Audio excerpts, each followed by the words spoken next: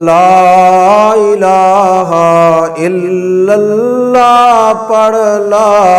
الہ الا اللہ۔ تو لیلۃ البراء اس لیے کہا جاتا ہے کہ اس میں اگر بندہ اللہ تبارک و تعالیٰ کے حضور حاضر ہو کر ٹھیک خشوع و خضوع سے عبادت کرے اور اپنے سابق زندگی سے توبہ کرے، سابق گناہ زندگی میں جتنے گناہ ہوئے ہیں ان سب سے توبہ کرے، معافی مانگے اللہ تعالیٰ سے کہ اللہ مجھ سے جو گناہ ہوئے ہیں میں آپ کے بارگاہ میں اس سے معافی مانگتا ہوں، تو اس کو براءت حاصل ہو جاتی ہے، یعنی وہ بری ہو جاتا ہے، گناہوں سے بری ہو جاتا ہے، عذاب سے بری ہو جاتا ہے۔ کیونکہ جو اللہ تبارک و تعالیٰ کا کرم یہ ہے کہ کوئی بندہ اگر 70 سال بھی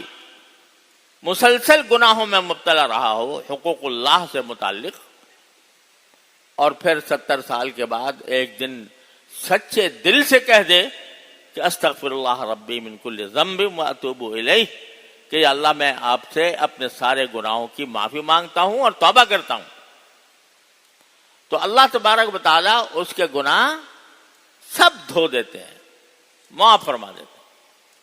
یہ اللہ تعالیٰ کا کرم ہے، اور یہ دروازہ اللہ تعالیٰ نے موت تک کھلا رکھا ہے۔ موت سے پہلے پہلے آدمی جتنا بھی گناہ کیے ہوں، اگر اللہ تبارک و تعالیٰ کے بارگاہ میں حاضر ہو کر سچے دل سے توبہ کر لے تو معاف کر دے۔ تو ظاہر بات ہے کہ اگر کوئی مسلمان اس رات میں اللہ تبارک و تعالیٰ کی عبادت کر رہا ہے تو ظاہر ہے کہ وہ اللہ تعالیٰ سے اپنے گناہوں کی معافی بھی مانگے گا، اور جب معافی مانگے گا توبہ کرے گا اللہ تعالیٰ قبول فرما لیں گے، تو اللہ تعالیٰ قبول فرمائیں گے تو اس کو براءت حاصل ہو جائے گی، اس گناہ سے بری ہو جائے گا وہ، اس لیے اس کو شب براءت کہا جاتا ہے۔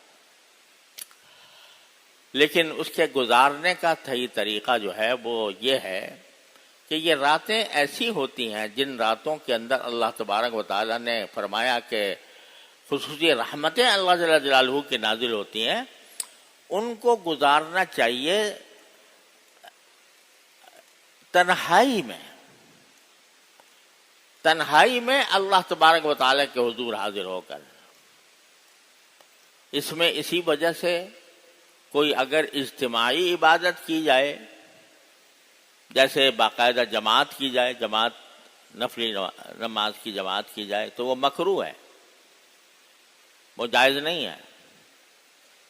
اور اسی طریقے سے اس میں اگر کوئی ایسا عمل کیا جائے کہ جو اجتماعی نوعیت کا ہو، وہ پسندیدہ نہیں ہے۔ بہت سے لوگ اس رات کو تقریروں میں، جلسوں میں، دعوتوں میں خرچ کر دیتے ہیں۔ ارے اس کا تو ایک ایک لمحہ قیمتی ہے، یہ اس میں خرچ کرنا، اس کو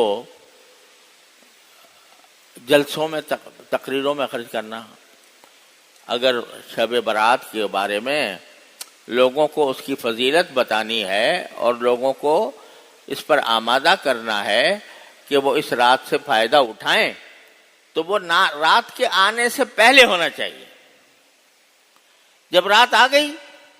تو اس کا ایک ایک لمحہ قیمتی ہے، اللہ تبارک و تعالیٰ نے اس کی بڑی اس میں عظمت رکھی ہے۔ لہذا یہ رات تو ایسی ہے کہ بندہ ہو اور اس کا اللہ ہو، یعنی تنہائی میں بندہ اپنے پروردگار سے رابطہ قائم کرے، بندہ اپنے پروردگار سے تعلق جوڑے، کتنا ہی گناہگار ہو، کتنا ہی فاسق و فاجر ہو، کتنے بڑے بڑے گناہ اسے سرزد ہو گئے ہوں، لیکن اللہ تعالیٰ نے اپنے ساتھ رابطہ کرنے کو، اپنے ساتھ تعلق جوڑنے کو اتنا آسان بنا دیا ہے کہ کتنا ہی انسان گیا گزرا ہو، گناہوں میں لت پت ہو، اللہ تعالیٰ کہتے ہیں آ جاؤ، اسی حالت میں آ جاؤ اور میرے سامنے حاضر ہو کر مجھ سے معافی مانگ لو۔ ایک مرتبہ تم سچے دل سے کہہ دو گے کہ اللہ مجھے معاف کر دے، میں نے زندگی بہت گناہوں میں گزاری ہے، یا اللہ مجھے اپنی رحمت سے معاف فرما دے، تو یہ اللہ تعالیٰ فرماتے ہیں ایک لمحے میں تمہارے 70 سال کے گناہ معاف کر دوں گا، بشرطے کہ وہ حقوق اللہ سے متعلق ہو، حقوق العباد اس طرح معاف نہیں ہوتا۔ تو اللہ تبارک و تعالیٰ نے اس طرح دروازہ کھولا ہوا ہے۔ تو یہ نہ سمجھے کہ بھئی ہم تو گناہ گار ہیں، خطا کار ہیں، ہم سے بہت سے گناہ ہوئے ہیں، ہم اللہ تعالیٰ کی عبادت نہیں کر پاتے، بے نمازی ہیں فرض کرو، بے نمازی ہیں، وہ سمجھے کہ بھئی میں کیا جاؤں گا اللہ میاں سے، میری کیا دعا قبول کریں گے اللہ تعالیٰ، میں تو گناہ گار ہوں، خطا کار ہوں۔ ارے ایسے گناہ گار خطا کار کی جو اپنے گناہوں اور خطاؤں پر نازم بھی ہو، اللہ تعالیٰ تو بہت جلدی قبول کرتے ہیں، اس کی بہت جلدی قبول کرتے ہیں کہ یہ میرا بندہ بھٹک کر میرے پاس آ گیا تو میں اس کو اپنی گود میں لے لوں گا۔ اللہ تبارک و تعالیٰ کی سنت یہ ہے۔ لہذا کوئی بندہ بھی یہ نہ سمجھے کہ میری ساری زندگی گناہوں میں گزری ہے، چند لمحات میں شب برات کے اندر اللہ تعالیٰ کی طرف رجوع کر کے گزار لوں گا تو کون سا تیر مار لوں گا اور اس سے کس طرح میرے ساری زندگی کے دلیدر دور ہو جائیں گے، یہ سب شیطان کا دھوکہ ہے۔ ارے چند لمحوں کے لیے چاہے حاضر ہو جاؤ، لیکن اللہ تبارک و تعالیٰ سے اپنا رابطہ قائم کر لو، نفلیں پڑھ کر لو، تلاوت کر کے کر لو، ذکر کر کے کر لو۔ تیسرا کلمہ سبحان اللہ والحمد للہ ولا الہ الا اللہ واللہ اکبر ولا حول ولا قوت الا باللہ العلی العظیم، یہ کلمہ ایسا ہے کہ اس کے بارے میں احادیث میں آتا ہے کہ یہ گناہوں کے معاف کرنے کے معاملے میں یہ کلمہ اکسیر ہے۔ لہذا اس میں کرنا کیا ہے؟ جتنا ہو سکے نفلی نماز اللہ تعالیٰ کی بارگاہ میں، نفلی نماز میں کوئی صورت متعین نہیں ہے، کوئی خاص طریقہ متعین نہیں ہے، جیسے عام نمازیں پڑھتے ہیں اسی طرح پڑھیں۔ البتہ اگر کسی کو لمبی صورتیں یاد ہوں تو افضل یہ ہے کہ لمبی صورتیں پڑھے اور لمبی صورتیں پڑھ کر لمبے رکوع کرے، لمبے سجدے کرے۔ اور نفلی نمازوں میں جو رکوع میں اور سجدے میں دونوں میں مسنون دعائیں کرنا بھی جائز ہے۔ سبحان ربی العظیم، سبحان ربی الاعلیٰ تو کہتے ہی ہیں، اس کے ساتھ کوئی دعا جو ربنا آتنا فی الدنیا حسنۃ نہیں، یہی مانگ لو، اتنی جامع دعا ہے کہ دنیا میں بھی اچھا ہی دیجیے مجھے، آخرت میں بھی دیجیے، وقنا عذاب النار، تو وہ سجدے میں پڑھ کے کہہ لو، رکوع میں کہہ لو۔ جو دعائیں یاد ہوں، قرآن کی دعائیں یا نبی کریم سرورت عالم صلی اللہ علیہ وسلم سے جو معصور دعائیں ہیں وہ مانگتے رہو، لمبے سجدے کر لو، لمبی رکعتیں پڑھ۔ تو ایک تو نفلی نمازوں کی جتنا ہو سکے کثرت، دوسرے تلاوت قرآن کریم جتنا ہو سکے وہ کریں۔ تیسرے ذکر، چلتے پھرتے اٹھتے بیٹھتے، یہی میں نے جو کلمہ جو آپ کے سامنے پڑھا، سبحان اللہ والحمد للہ ولا الہ الا اللہ واللہ اکبر ولا حول ولا قوت الا باللہ العلی العظیم، بس چلتے پھرتے اٹھتے بیٹھتے یہی پڑھتے رہیں، فضول چیزوں میں وقت کو ضائع نہ کریں۔ تو یہ 3 کام تو ہیں بنیادی عبادتیں۔ چوتھا کام ہے دعا۔ اللہ تبارک و تعالیٰ اس رات میں دعائیں بہت قبول فرماتے ہیں، تو اس وجہ سے اپنی ساری چھوٹی بڑی حاجتیں، اپنی حاجتیں، اپنے خاندان کی حاجتیں، اپنے